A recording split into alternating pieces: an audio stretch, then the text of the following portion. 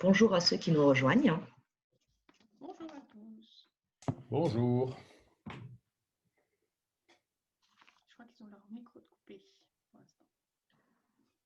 Je propose qu'on commence à 12h05, donc dans 2 minutes, le temps que tout le monde se connecte. Il y a combien de personnes? Là, pour l'instant, on est 11. Dont nous ou... Dont nous. Dont nous, d'accord. Mais ça continue de se connecter. Bonjour, bonjour.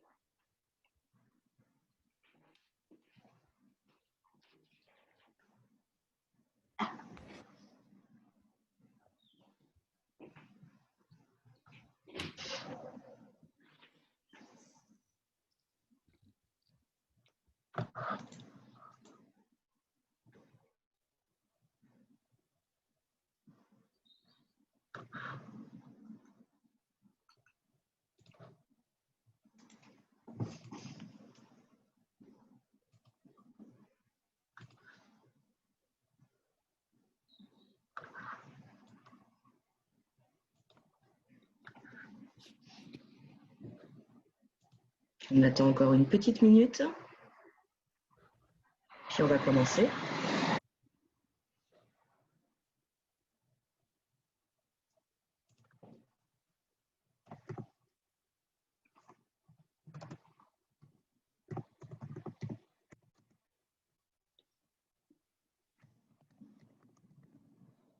Il est 12h05, je vous propose qu'on commence. Les retardataires prendront en cours de route. Nous sommes heureux de vous accueillir aujourd'hui pour ce premier webinaire du groupe emploi qui concerne comment valoriser sa candidature. Donc moi, je suis Émiline Chaumont, j'ai fondé une agence événementielle MICE.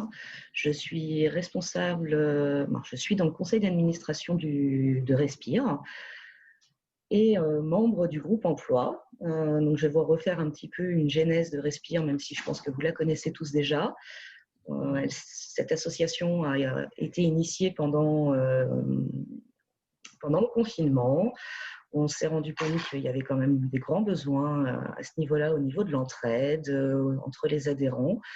On avait tous une vision un peu de tourisme vertueux. On a essayé de créer une grande agora avec une grande transversalité pour tous les adhérents de ce groupe, de cette association.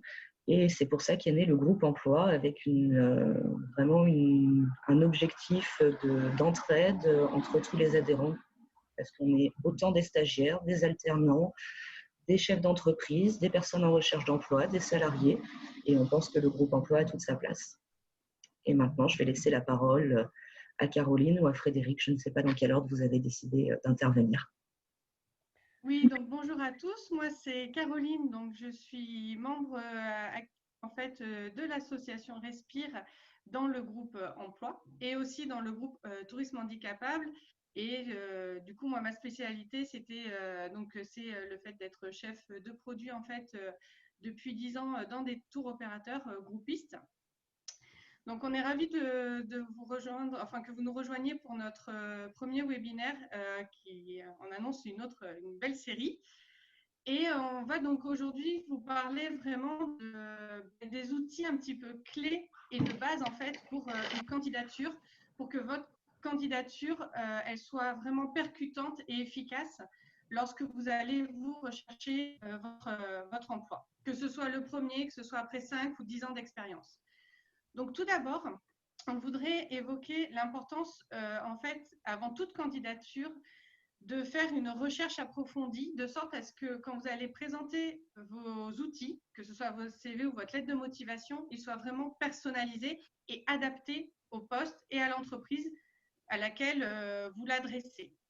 Effectivement, en fait, ça ne sert vraiment à rien de se dire « Ouh là là, je suis pressée, il faut que je trouve une alternance, il faut que je trouve un stage, il faut que je retrouve un travail ». Et du coup, de se précipiter, d'envoyer des dizaines de CV ou des dizaines de lettres de motivation qui seront tous les mêmes. Donc, avant toute candidature, il faut vraiment effectuer une recherche et donc notamment sur l'entreprise à laquelle vous allez postuler, son secteur d'activité.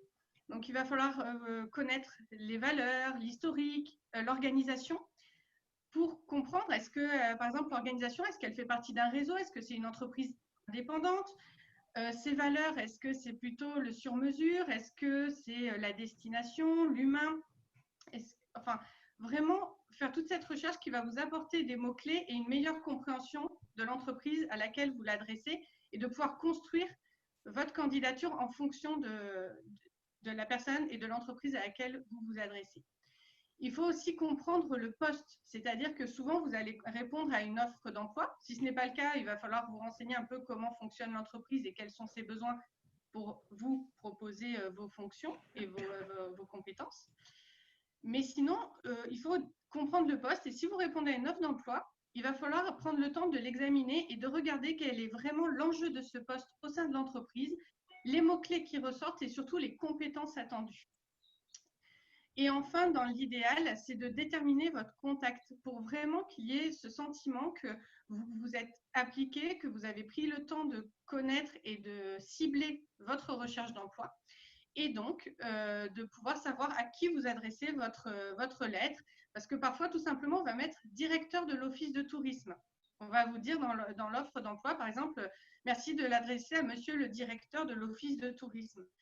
Dans ce cas-là, allez rechercher, utilisez les outils qui sont actuellement en place, allez sur le site de l'entreprise, allez chercher le nom de la personne vraiment pour vraiment personnaliser votre candidature. C'est très important. Et aujourd'hui, le site internet de l'entreprise, ses réseaux sociaux sont importants pour justement avoir toute cette mine d'informations qui va faire que votre candidature est percutante par rapport à l'entreprise. Et ensuite, il faut aussi maintenant aller réfléchir sur vous-même. Là, on n'est pas encore dans la rédaction, mais pour vous, allez chercher vos compétences, quelles sont vos qualités, vos défauts pour éviter vous-même de tomber dedans lorsque vous allez rédiger votre candidature. Connaissez vos qualités, vos compétences, donc ça peut être technique, ça peut être bien évidemment professionnel, mais aussi personnel. Et c'est vrai que c'est important tout simplement puisque vous allez pouvoir en fait, même si vous n'avez pas beaucoup d'expérience dans le secteur ou tout simplement même dans le travail, dans la vie d'entreprise, parce que c'est peut-être votre première recherche d'emploi, vous allez pouvoir vous dire « Ah ben oui, mais j'ai été capitaine d'une équipe de basketball, donc je sais faire preuve de travail en équipe. J'ai organisé l'événement, je ne sais pas, une vente. Dans ce cas-là, vous avez été capable de vous organiser, de trouver peut-être des partenaires. Donc, allez chercher tout ça. Et maintenant, vous pouvez passer du coup à la rédaction des outils et notamment déjà du CV.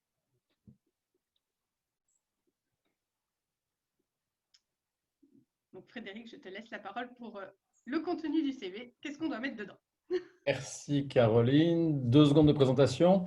Donc, comme vous avez vu, je suis censé être un expert du transport aérien et de l'hôtellerie. Concrètement, j'ai passé 27 ans chez Air France KLM et j'ai la chance d'être actionnaire propriétaire d'un petit hôtel à la montagne. Donc, beaucoup d'expérience professionnelle pour moi en matière de recrutement.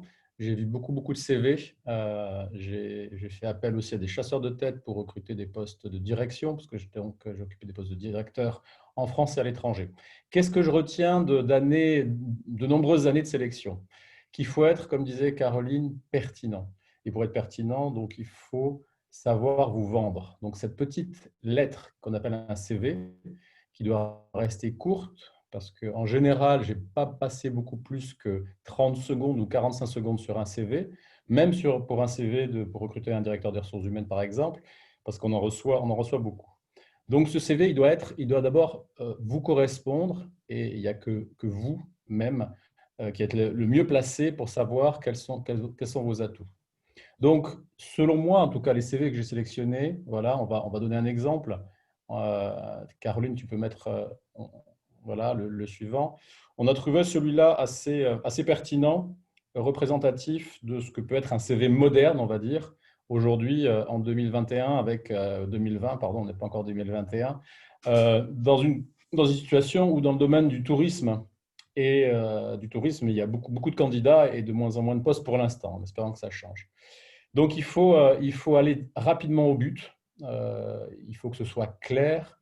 Il faut qu'on puisse lire clairement les informations. C'est tout bête, mais quand on ne se donne pas plus que 20 secondes, il faut parcourir en diagonale et retrouver ce qu'un recruteur attend du poste. Donc, quelqu'un, a priori, qui a une formation dans la cible, des compétences qui correspondent aussi aux besoins du poste, et bien sûr, on va regarder les expériences.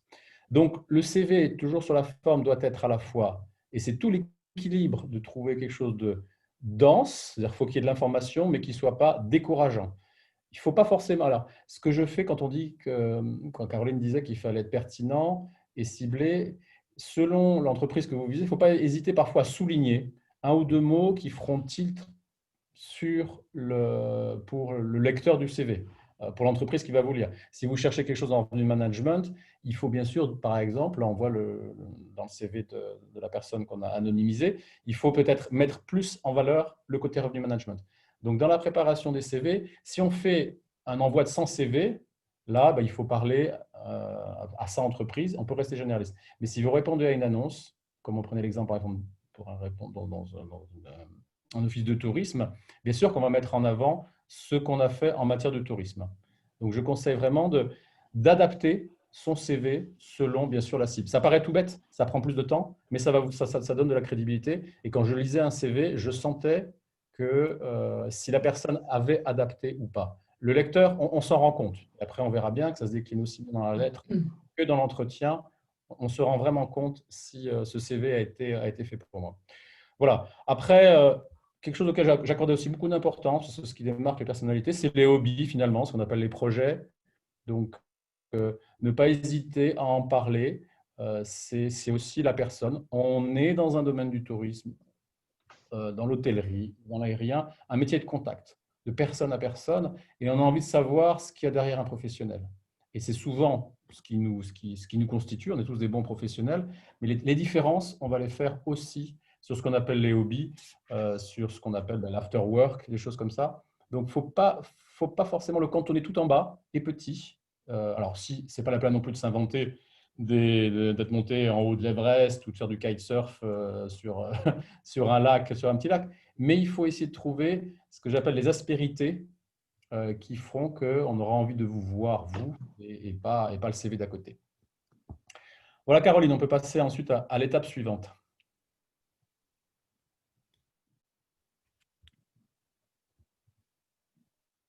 Ah, on ne t'entend pas, Caroline. Si. Voilà, vous m'entendez? Ça va mieux. Oui. Donc vraiment, voilà, si on doit résumer, c'est surtout des choses aussi à ne pas faire sur un CV. Déjà, on est en fait sur un modèle français. Comme l'a dit Frédéric, on passe vraiment très peu de temps en fait à lire une candidature au premier coup d'œil. On va dire que au total, sur une candidature, au premier regard, le recruteur, CV plus lettre de motivation, il va peut-être passer 1 minute 30, voire 2 minutes au total sur les deux éléments. Donc, il faut vraiment être synthétisé et du coup, ne pas dépasser une page. Que vous ayez 30 ans d'expérience ou que vous en ayez 2 ou peut-être même pas du tout, restez synthétique et allez droit au but par rapport au poste que vous visez. Ensuite, le côté de nouveauté avec l'originalité, c'est très bien. Aujourd'hui, il y a vraiment de nouveaux supports et vraiment de très bons CV qui sont sous forme de vidéos, qui sont sous forme de sites internet parfois. Ils sont très bien, mais parce qu'ils sont maîtrisés. Il ne sert à rien de vouloir faire trop original, voire tout court original, si vous n'êtes pas créatif ou en tout cas si vous ne maîtrisez pas l'originalité. Et de toute façon, il faut que ça reste percutant et pertinent par rapport à l'emploi et à l'entreprise à laquelle vous adressez.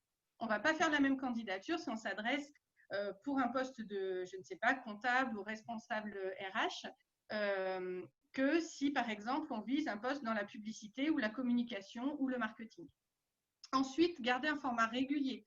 Si vous avez choisi de présenter vos expériences, par exemple, en mettant mois, année, poste, entreprise, ville, il faut absolument garder tout le temps le même format, de garder des tirets et des flèches en fonction de ce que vous allez utiliser. Mais sinon, ça marque tout de suite un manque de rigueur. Bien évidemment, il ne faut pas mentir. Ça ne sert à rien à part vous desservir, justement. Donc, un coup de fil, et même parfois juste au premier regard, on va savoir que l'expérience est fausse. Ensuite, mention d'affinité, que ce soit politique ou religieuse, quand on marque ses centres d'intérêt, parfois on peut être engagé vraiment dans des actions. Il faut faire attention à éviter de tomber dans trop de politique ou de religieuse sur un CV. Voilà. Et de toute façon, ce qui est rédhibitoire également, ce sont bien évidemment toutes les fautes d'orthographe. Et ça, on y reviendra au niveau de la lettre de motivation. Donc, comme l'a dit Frédéric, il faut vraiment être concis, clair et surtout percutant. Du coup, je ne sais pas si vous avez des questions, Émiline, si tu as eu des petites questions par rapport à ce qu'on vient de dire. Moi, j'ai juste une question sur le ne pas dépasser une page. Effectivement, quand on a une expérience qui couvrirait 2 pages, c'est pas facile. Donc, est-ce qu'il faut minorer les premières expériences qui ne sont pas forcément importantes, je dirais, et du coup, on ne voit pas forcément la progression. C'est pas évident, quoi. J'ai tendance à dire, pour avoir vraiment fait beaucoup de CV, qu'on a du mal à tourner la page. Dans le sens Oui, où c'est sûr, ouais, c'est vrai. Voilà. Donc, je pense qu'effectivement, c'est un exercice de style, un exercice pas facile d'arriver à densifier suffisamment, si vous avez une longue expérience, pour montrer justement toute l'épaisseur de vos expériences. Donc, il faut savoir passer des choses sous silence, hein, c'est aussi choisir, pour ne garder que ce qui va être convaincant. Ok. Et le CV, ce n'est que la première étape, hein. On est vraiment dans l'élimination presque de masse, même quand un chasseur de tête C'est vrai, bien reçoit sûr. 20 ou 30 CV. Bon, chasseur de tête, ça peut être si vous répondez à un chasseur de tête, peut-être que vous pouvez faire 2 pages, mais je ne pense pas qu'on. Là, on est plus sur une recherche de poste classique. Mais sinon, oui, dans des recherches de poste où il y a du monde, on est malheureusement dans un système un peu industriel où il faut viser la rapidité. J'ajouterais juste un point, par exemple, effectivement, à passer un certain nombre aussi d'années d'expérience et peut-être même au bout de 10 ou 15 ans, déjà tout ce qui est formation, j'ai envie de dire, la dernière fois, j'ai regardé un CV et je voyais une personne de 45 ans. Moi-même, qui des fois en est 35, il y a des formations que je ne note plus. Mais même à 45 ou 50 ans, j'ai envie de dire, que vous ayez eu par exemple le bac ou telle formation en 1980, par exemple, c'est des choses qui peuvent déjà être supprimées du CV. Pas forcément votre dernier diplôme, hein, c'est important, mais voilà, ce qui va faire foi vraiment dans quelqu'un qui a beaucoup plus d'expérience et qui a davantage travaillé, c'est vraiment. Donc, c'est vrai que par exemple, ça peut être une clé aussi pour diminuer une partie du CV et beaucoup davantage en faire profiter la partie expérience.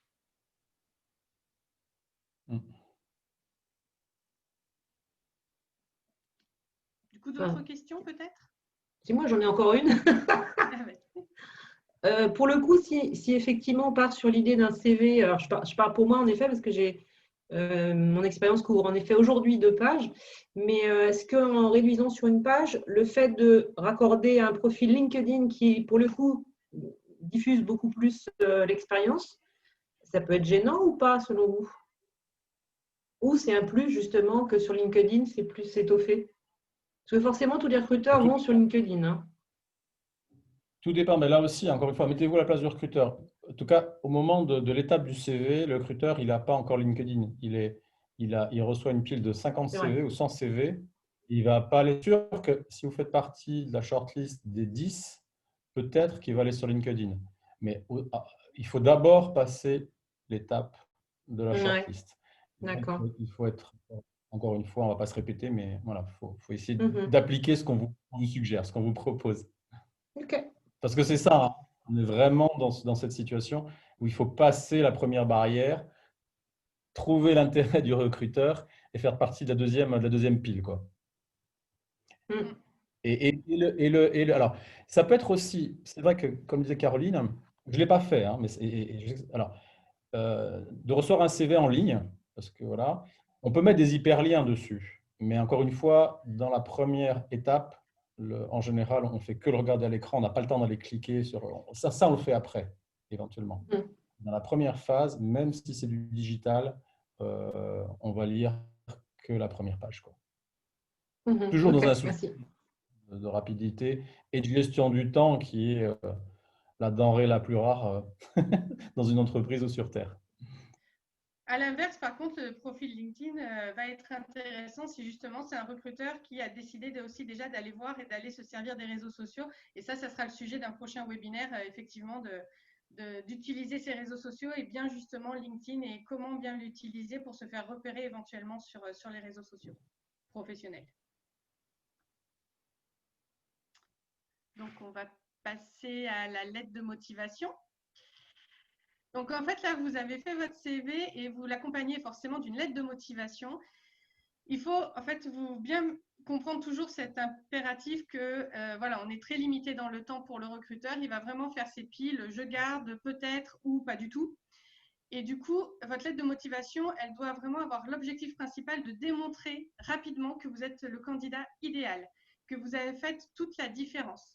Et en fait, son objectif, ça va être donc de montrer au recruteur que vous avez compris l'enjeu du poste, donc d'où les recherches qu'on a fait en amont, avant de faire sa candidature, que vous avez les compétences nécessaires pour ce poste, d'où l'utilité de ne pas faire un inventaire sur la lettre, mais d'être toujours aussi synthétique, et de lui prouver que vous avez un réel intérêt.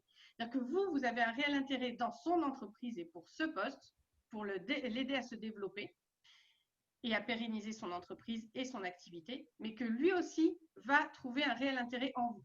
Ça va dans les deux sens. Donc, voici un petit peu des clés pour comment faire sa lettre de motivation. Frédéric. Alors, le contenu. Il faut garder en tête que cette lettre, c'est un des supports, parce qu'on vous présente 3 supports aujourd'hui, le CV, la lettre et ensuite l'entretien. Il faut que tout ça soit logique. Il faut que la personne qui sera la même, a priori, qui va lire votre CV et la lettre, voit bien la correspondance. Et par rapport à la question de madame tout à l'heure, hein, on peut aussi utiliser la lettre pour développer quelque chose quand on n'a pas la place dans son CV, quand on se sent frustré, on se dit la lettre est le bon élément. Moi, j'ai toujours apprécié les lettres où, à un moment donné, où est développé un élément saillant, comme je dis, une aspérité positive qu'il y a dans le CV. Ça peut être une expérience très positive vécue avec un client. On est toujours friand de ce qu'ont vécu les gens, ce qu'on appelle l'expérience, ou une réorganisation. Donc là, c'est peut-être le moment dans la lettre de faire en 4-5 lignes ce petit développement qui n'a pas la place dans le CV. Donc, c'est vraiment le CV/lettre, c'est vraiment un couple et vous devez presque, il faut les écrire ensemble en se disant qu'est-ce que je mets dans le CV, qu'est-ce que je mets dans la lettre. Bien sûr, le contenu doit répondre à ce que disait Caroline. Encore une fois, il faut vous vendre, il faut que la personne qui lit la lettre ait envie de vous rencontrer.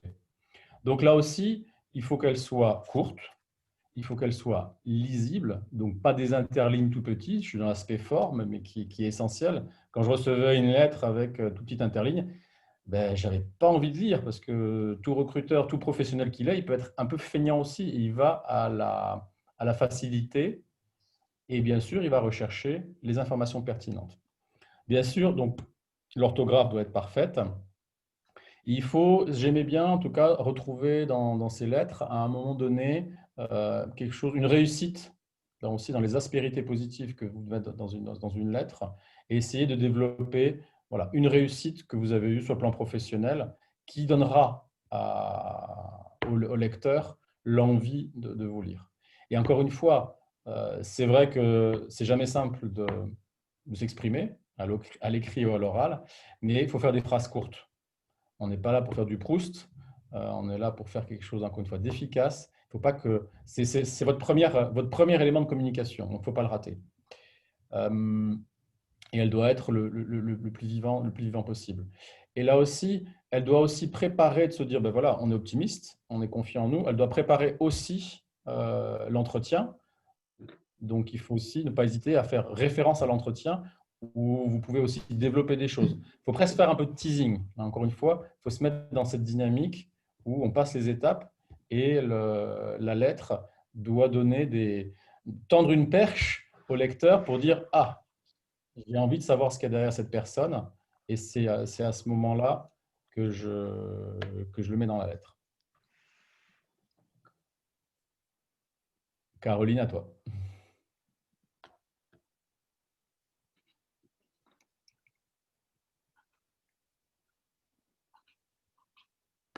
On t'entend pas. Si? Non.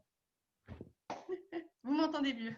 Donc, pour reprendre effectivement ce qu'a dit un petit peu Frédéric, le côté toujours synthétique à ne jamais perdre de vue, pour montrer tout simplement que voilà, vous êtes capable de faire des choix, vous savez ce qui est pertinent et qu'en même temps, vous savez aller droit au but. Vous montrez le contexte, l'action, le résultat que vous avez eu.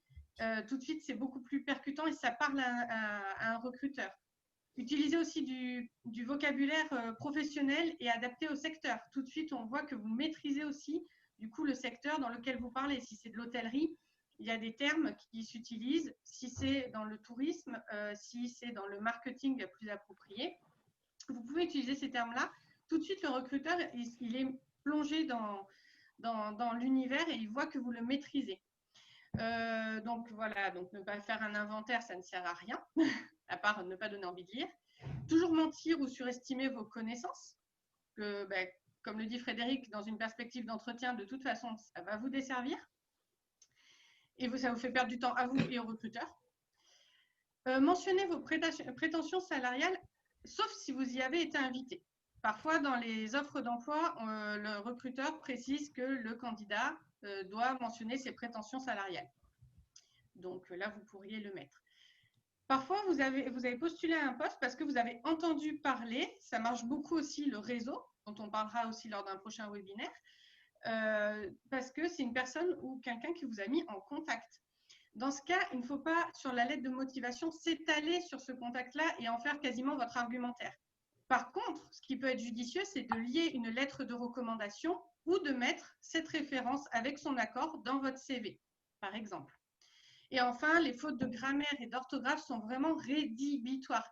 C'est-à-dire qu'on ne peut pas se permettre de dire qu'on va parler l'anglais, l'espagnol, le chinois ou le japonais si déjà notre propre langue maternelle, le recruteur, il voit qu'on ne la maîtrise pas. Donc, si vous n'êtes pas sûr de vous, si vous avez l'habitude de faire des fautes ou que vous avez un doute, n'hésitez pas à solliciter de l'aide et à demander à la faire relire. En bref, restez court, convaincant et surtout personnalisé. Voilà. Est-ce que vous avez quelques questions à ce sujet?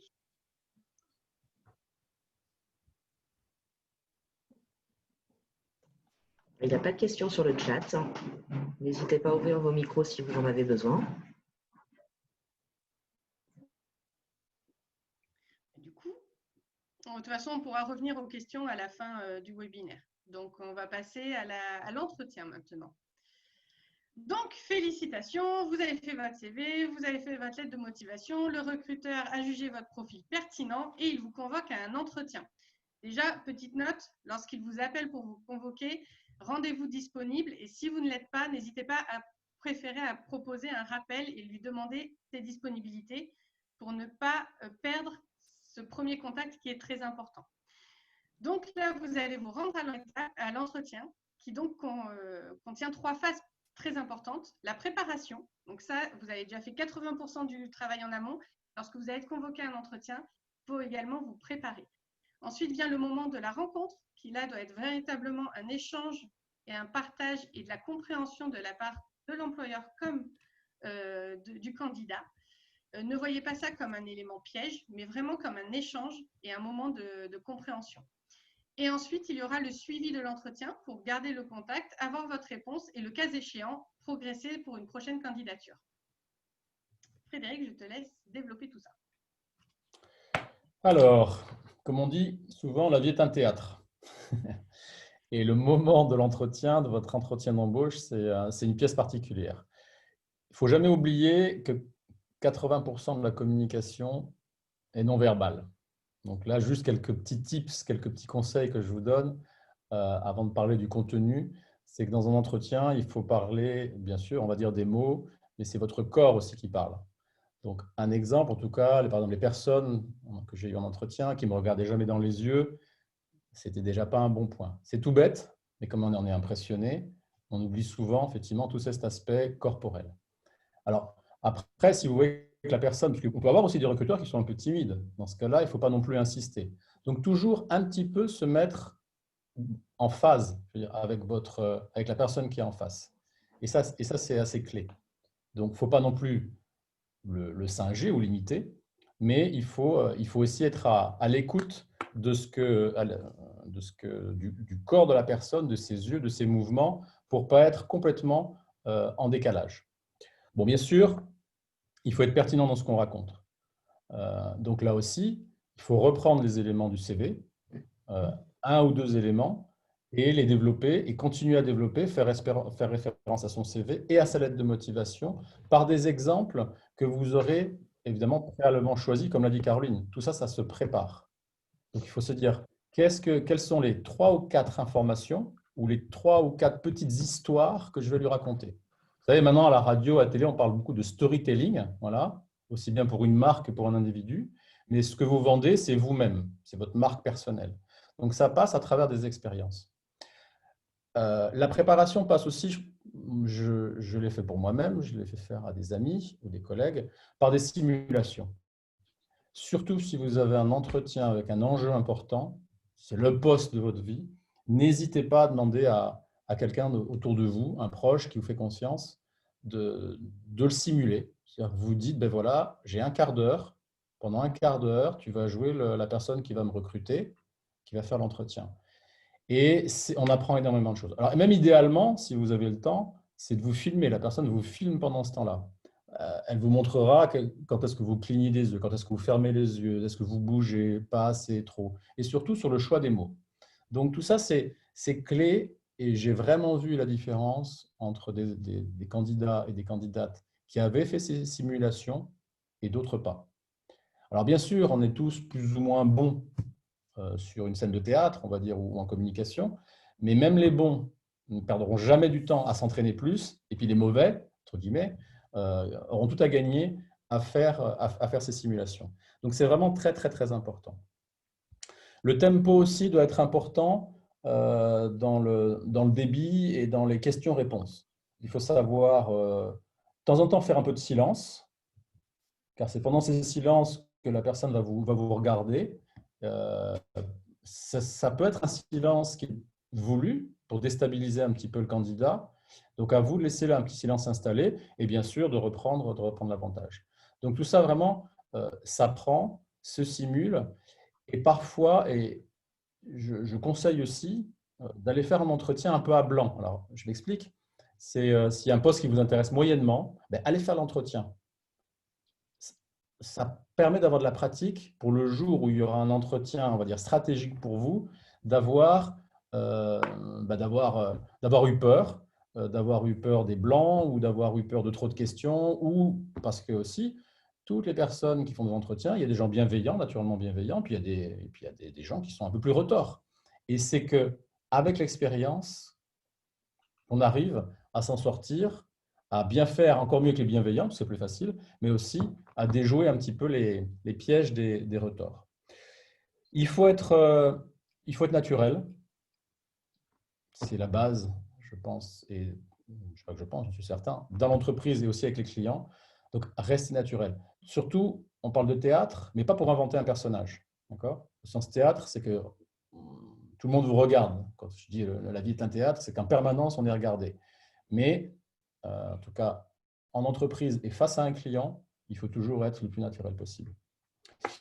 Et ne pas hésiter, là aussi, un petit tip, c'est il y a des gens en entretien qui vont essayer de vous piéger. Si vous ne savez pas, vous ne savez pas. Ce n'est pas grave. Il ne faut pas avoir peur de dire je ne sais pas, je me renseignerai. Voilà.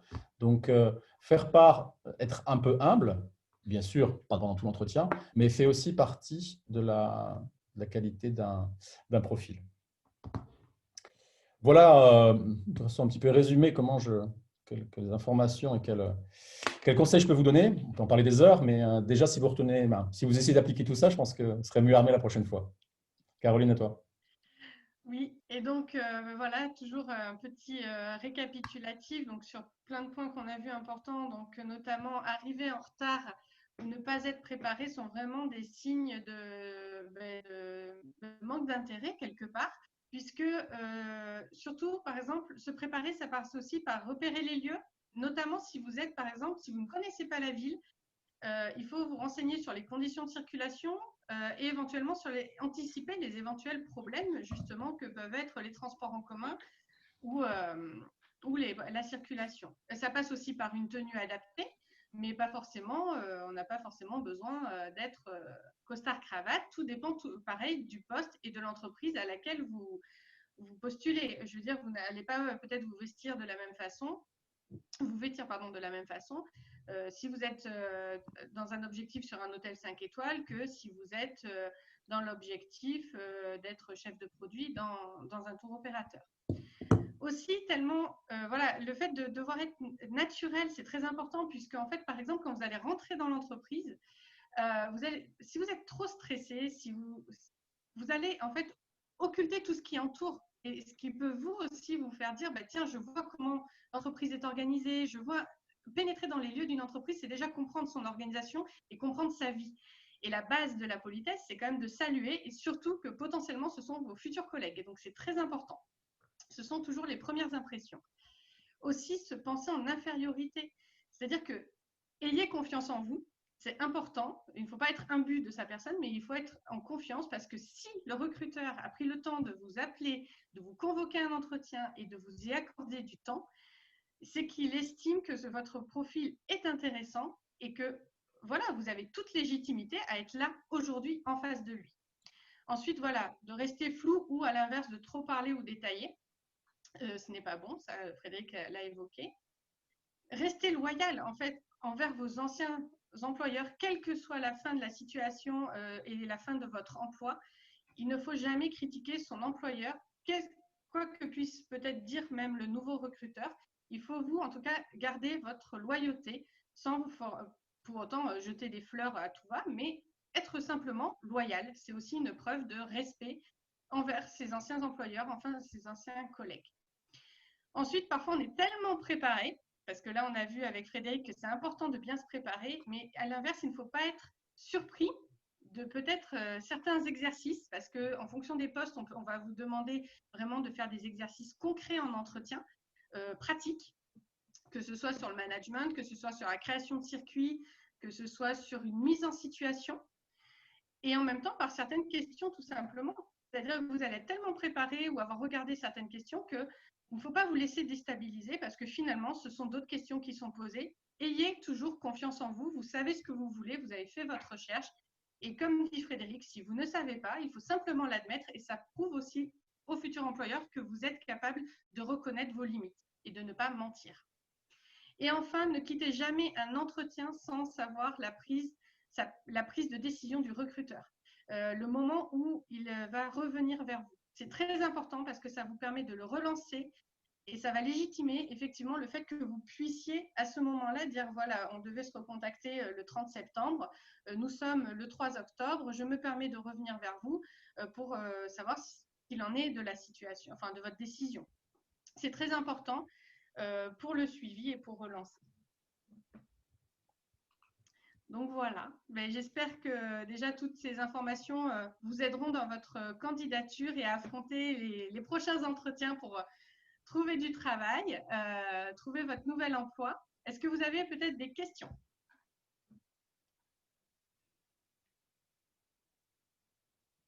Lisiane, vous m'entendez? Oui. D'accord. Merci pour. J'ai beaucoup aimé les conseils vus par un recruteur, c'était très intéressant. Et moi, j'ai une question. Alors, en fait, j'ai travaillé pendant 5 ans dans une entreprise que j'ai adorée. Et c'est vrai que je me demande si parfois, quand j'en parle, je suis peut-être même encore trop positive. En fait, j'en parle avec tellement de plaisir que parfois les gens se demandent pourquoi j'en suis partie, en fait. Je sais pas si c'est bien d'être. Je parais peut-être encore trop attachée à mon ancienne entreprise. Je Je sais dirais pas que si c'est quelque chose de positif. là aussi, il faut que tout ait un lien, il faut que tout soit logique. C'est très bien d'être positif. D'abord, spontanément, c'est bien d'être positif, comme l'a dit Caroline, avec quelles que soient les expériences que vous avez eues avant. Et c'est bien de faire le lien avec là où vous postulez. Évidemment, il faut en parler de façon tactique. Allez prendre 2 ou 3 exemples de ce qui est vraiment très bien, dans tout ce qui était bien, pour que la personne qui vous écoute se dise, bah, effectivement, elle aimait beaucoup, mais voilà, moi, ce que j'aime beaucoup chez cette personne qui aimait beaucoup son entreprise, c'est ça, et ça, j'en ai besoin. Donc, faut pas hésiter. En tout cas, moi, j'étais attentif à ces expériences positives. Bien sûr, il faut toujours garder un peu de distance et de la hauteur, mais ne pas hésiter à s'en servir, franchement. Il faut y aller. Alors, non, il ne faut pas faire tout l'entretien là-dessus. Il faut qu'il y ait quand même un lien. Si évidemment vous étiez je dirais, dans les autocars et puis d'un coup vous partez sur quelque chose pour faire du trek en Indonésie, c'est deux activités très différentes. Voilà. Mais voilà. Donc il faut toujours qu'il y ait un lien et une logique dans ce que vous dites, même si vous êtes passionné. Donc pour moi, il ne faut pas hésiter. Et puis de toute façon, j'ai envie de dire, si justement la question, ça pousse le recruteur à vous poser la question de pourquoi vous en êtes parti, après, il faut simplement aussi savoir y répondre et montrer, surtout rebondir en montrant pourquoi aussi maintenant vous avez choisi son entreprise à lui pour rebondir justement. Il faut faire le lien vraiment entre les deux. Personnellement, j'ai eu le cas où, voilà, moi, j'apprécie énormément une entreprise et effectivement, on m'a demandé pourquoi, par exemple, qu'est-ce qui a fait que vous avez bien aimé cette entreprise? Et en fait, c'est avéré que c'était une entreprise à taille humaine et familiale.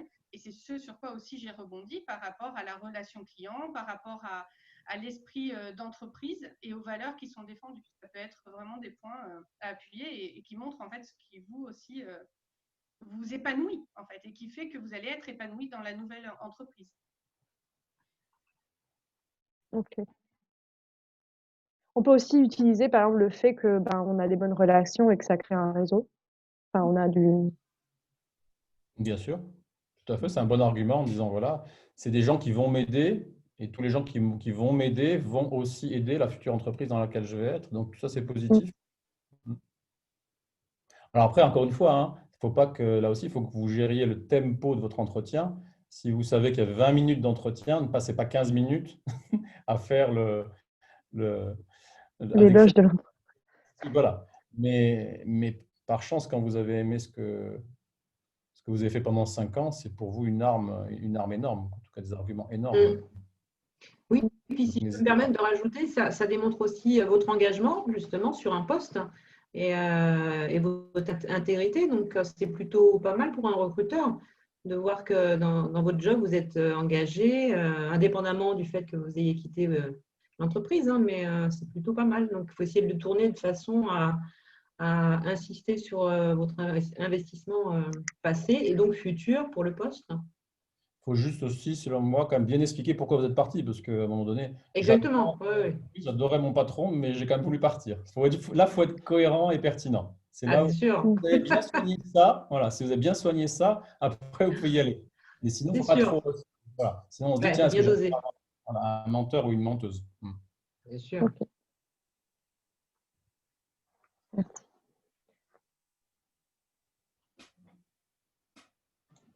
Est-ce que vous avez encore des questions?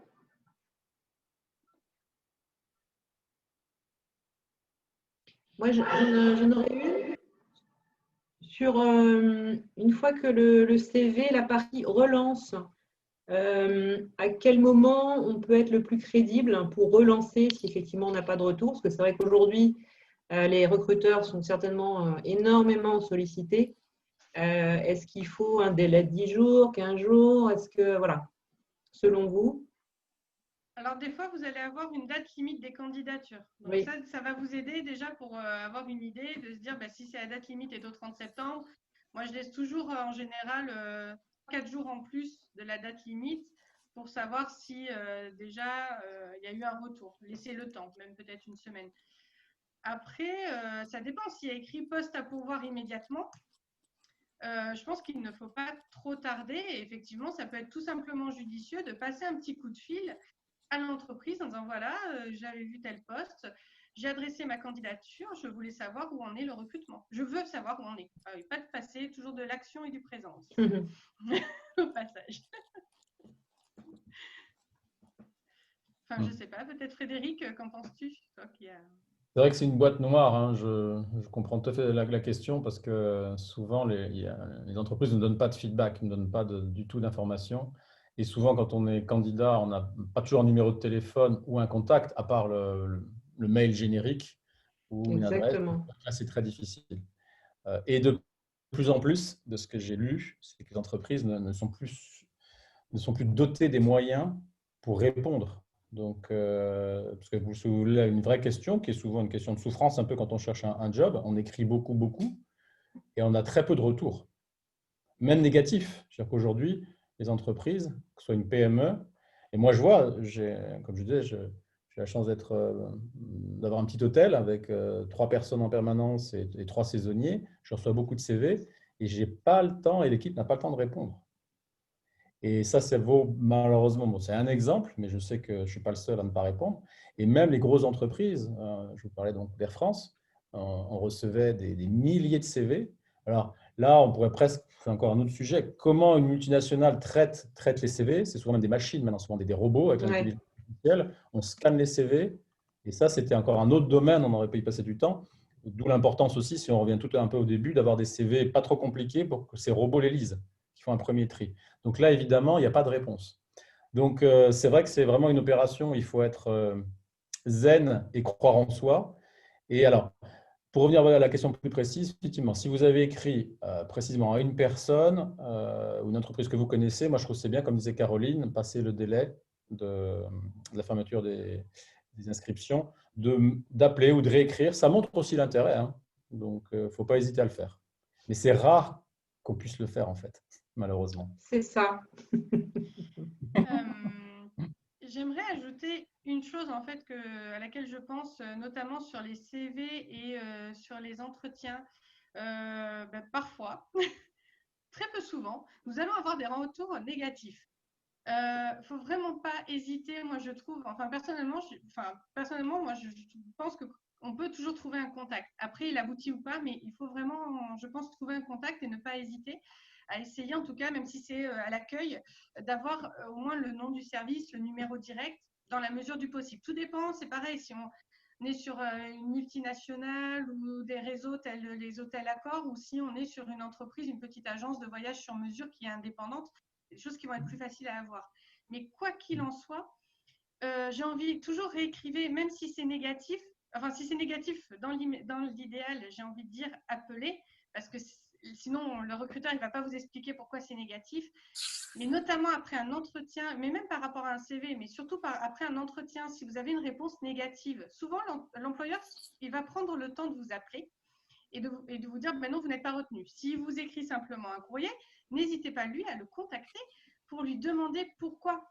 Parce que ça peut être très valorisant pour vous. Moi, ça m'est arrivé qu'on m'a dit, voilà, on a vu ça et ça, on devait vraiment faire le choix entre 2 candidats, on a vraiment hésité. Et finalement, il y a ce petit détail qui a joué en la faveur de l'autre candidat. Et ça vous permet de progresser et d'avancer. Ne voyez jamais ça comme un échec, mais plutôt comme une opportunité de faire mieux la prochaine fois. Vraiment, hein, c'est un conseil et je trouve qu'en plus, du coup, ça remotive en fait, plutôt que de rester sur un échec, alors qu'un employeur peut être aussi tout à fait ravi de vous répondre.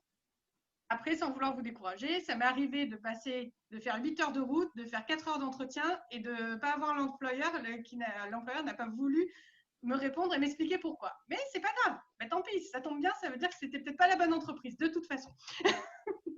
Donc toujours du positif. Voilà. Est-ce qu'il y a d'autres questions peut-être? Oui, bonjour. Donc moi, c'est Chantal. Vous m'entendez? Oui, très bien. Oui.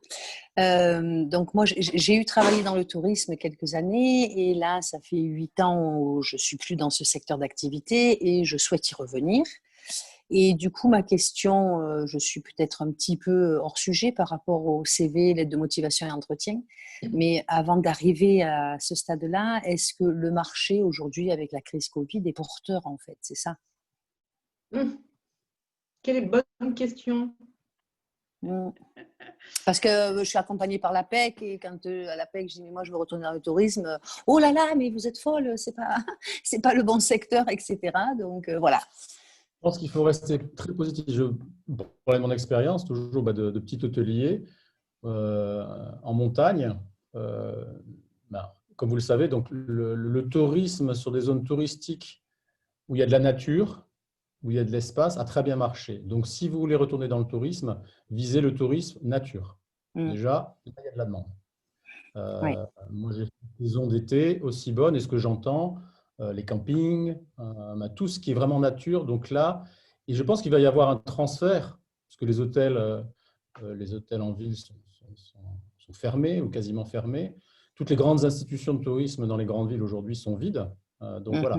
Donc soyez opportuniste. Vous ne serez pas la seule, hein, parce que ce Eh oui. mouvement, alors, il faut pouvoir le faire dans sa vie privée, dans sa vie familiale, de se dire, allez hop, on amène tout le monde à la campagne. Mais si c'est votre premier objectif avant tout le reste, visez là, oui, il y aura toujours de la demande, parce que le consommateur, les clients, les individus que nous sommes, on a besoin de campagne. Ce n'est pas qu'on n'a pas besoin de ville ni de tourisme urbain, c'est qu'aujourd'hui, le tourisme urbain n'est pas facile à pratiquer parce que à 10 heures, c'est fermé, parce que tout ce que vous connaissez sur les gestes barrières. Et ça risque de continuer tant qu'on n'a pas trouvé de vaccin. Mais là, tout le monde avance un petit peu à l'aveuglette. Hein. Mais à court terme, moi, ce que je vous dirais vraiment, c'est de viser des bassins, de viser des structures du tourisme proches de la nature. Il y a des besoins, allez-y. Ok, merci. Rester, oui, tout à fait opportuniste par rapport à tout ce que le tourisme a encore à proposer, parce que si on travaille dans le tourisme, c'est que c'est une passion. Et peut-être simplement, parfois, se dire, peut-être en ce moment, je ne vois pas d'offre d'emploi dans telle entreprise ou à tel poste où je sais que ça va être compliqué. Compliqué ne veut pas dire impossible. Il y a plein de startups et aussi d'entreprises historiques qui se battent et qui arrivent encore à recruter. Mais surtout, en fait, quand vous allez faire le point sur vos compétences que vous avez acquises, comme on a vu en amont, ça va être le moment de se dire, tiens, je vois tel poste et tel poste. Ah, mais ces compétences-là, du coup, elles sont peut-être transférables à ce poste-là. Ce n'est pas parce que je ne l'ai jamais occupé que je ne sais pas faire et que je ne vais pas intéresser le recruteur. Et éventuellement, justement, quand vous allez être suivi avec l'APEC ou Pôle emploi, est-ce que je peux suivre peut-être une formation continue en attendant, ou une petite mise à jour de mes compétences, ou peut-être de faire une validation des acquis de l'expérience qui va vous permettre justement de transférer tout ce que vous avez comme expérience et qui ne sera jamais perdu, qui ne sera toujours que du bonus. Et donc, voilà, de pouvoir éventuellement se dire, tiens, tel autre poste correspond potentiellement à mon profil. C'est important. D'accord. On peut aussi se demander si, parce qu'il y a aussi tous les jeunes diplômés aujourd'hui qui arrivent sur le marché du travail, et on peut se demander si les recruteurs aussi vont peut-être chercher des personnes qui vont pouvoir payer moins cher, non, au moins dans les prochaines années qui arrivent. Enfin, j'ai peur qu'en fait, ceux qui ont beaucoup d'expérience coûtent trop cher. Parce que déjà que ce n'est pas un secteur où on est très bien payé, suivant les entreprises. C'est un peu la question que je me pose. Si je peux prendre la parole par rapport à ça, Frédéric aussi, qui fait partie de notre groupe, on l'a bien remarqué au sein de l'association Respire, une entreprise, elle recrute pour quoi? Elle ne recrute pas parce qu'elle a des aides, elle recrute parce qu'elle a des besoins. Et donc, en fonction de ces besoins, oui, peut-être que simplement un jeune diplômé qui a toutes ses qualités, toute son énergie, toutes ses compétences à apporter va être pertinent et va pouvoir correspondre. Mais rien ne remplacera également une expérience de 30 ans en fonction du poste, ou de 20 ans ou de 10 ans, en fonction du poste. L'entreprise ne va pas recruter un profil en fonction des aides qu'elle peut avoir. Elle va le recruter, enfin tu m'arrêtes Frédéric si je me trompe, mais en fonction des besoins qu'elle a et de la pertinence du profil par rapport à ses besoins à elle. Frédéric, peut-être je te laisse rajouter. Oui, tout à fait. Ce que j'allais dire, parce qu'effectivement, c'est toujours le dilemme quand on recrute. D'abord, on veut la bonne personne au bon endroit. Voilà. Si c'est un boulot qui demande de l'expérience, le jeune, effectivement, qui sort de l'école, a priori, on ne va pas le prendre ou la prendre. En se disant, mais aussi, il faut donner la place aux jeunes. Donc, normalement, des entreprises éthiques qui respectent leur charte de responsabilité sociale de l'entreprise vont justement essayer de varier donc les profils qu'ils recrutent, des jeunes et des moins jeunes. Et en général, les entreprises, quand on recrute, c'est qu'on a un besoin et en face de ce besoin, on a mis un budget. En tout cas, une entreprise qui fonctionne normalement, qu'elle ait 5 salariés ou que ce soit une multinationale. Donc, et elle sait très bien que les entreprises savent très bien que des gens qui ont de la valeur, donc de l'expérience, comme vous, eh ben, ça coûte plus cher. Donc, le budget est là pour le payer. Donc, faut pas, moi, je dirais qu'il ne faut pas en avoir peur. Et d'expérience, je n'ai pas vu, surtout dans nos métiers, de face à face, d'expérience client, voilà, de savoir-être. Je n'ai pas vu ce que vous craignez, hein, qui est une vraie question, de se dire, voilà, c'est l'offre et la demande. Il va y avoir beaucoup de gens qui vont arriver sur le marché du travail et peu de demandes. Mais l'expérience, le besoin d'expérience, d'expertise, de savoir-être va l'emporter sur cette possible tentation d'un recruteur de dire, allez, je vais économiser 50, 100 euros par mois. Donc, ça peut arriver, mais je ne l'ai pas observé de façon massive.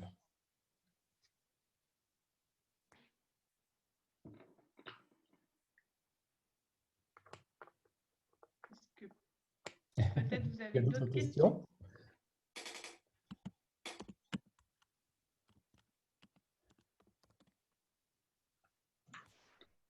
Caroline, peut-être annoncer le prochain webinaire qui sera réservé aux adhérents. Oui, alors justement, donc là, c'est notre premier webinaire au sein de l'association Respire.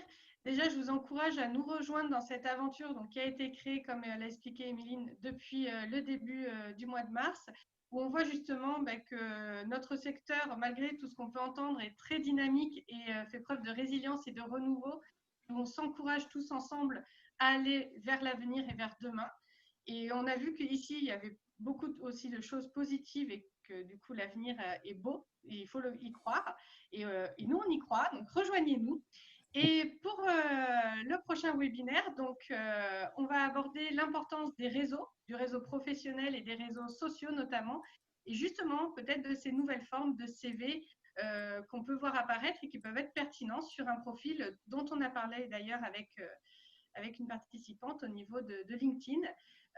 Comment le maîtriser, comment tirer tous les avantages, comment développer son réseau et bien au-delà. Donc, c'est réservé à nos adhérents, donc rejoignez-nous dans l'aventure et comme ça, on sera ravis aussi de pouvoir vous faire bénéficier encore de plus de conseils et d'accompagnement vers l'emploi et vers le tourisme de demain.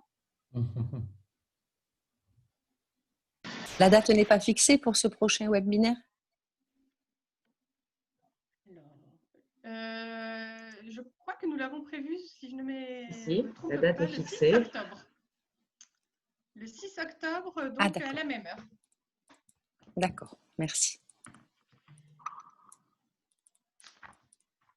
Donc, réservez votre petite plage sur votre emploi du temps. Super. Et on est là. OK. Merci à tous pour votre participation. Merci beaucoup. Merci pour organiser. Au revoir. Recherche. Merci. Bon après-midi. Au revoir. Au revoir. Au revoir. Au revoir. Merci, au revoir.